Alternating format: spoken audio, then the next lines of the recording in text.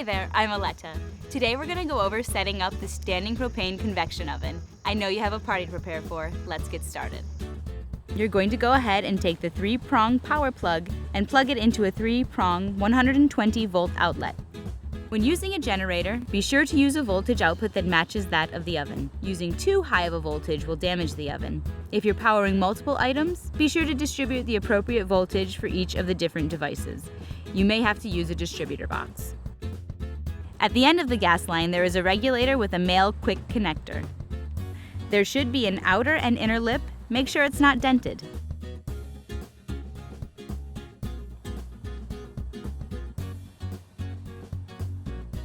Be careful not to drop the connector. This can destroy it and make the oven unusable. Alright, let's go over to the propane tank. On the propane tank, you're going to find the female connector. Pull the ring back and plug in the male connector. You may hear a whoosh sound. Release the ring. Now you have to check for gas leaks. Turn the tank's valve to release the gas. Take a spray bottle mixed with soap and water and go ahead and spray the connectors. If you see air bubbles popping, there's a leak. If you have a leak, determine which connector is leaking so that you can inform customer service. Be sure to turn off the tank and disconnect the gas line. If there's no leak by the tank, spray the connector underneath the unit. If you see air bubbles coming from the oven's connector or smell gas coming from the equipment, contact customer service.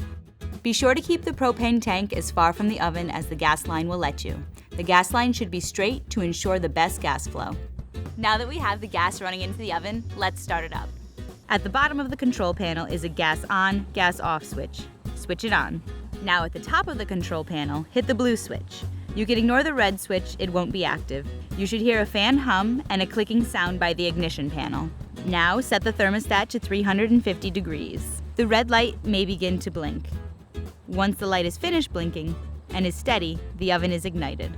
When the red light turns off completely, the oven is at the desired temperature and is ready to cook or be adjusted. Whenever the light goes back on, this means the oven is not at the desired temperature. The oven can take 15 to 30 minutes before it's ready to cook. A good way to monitor the time is by setting the timer to 30 minutes.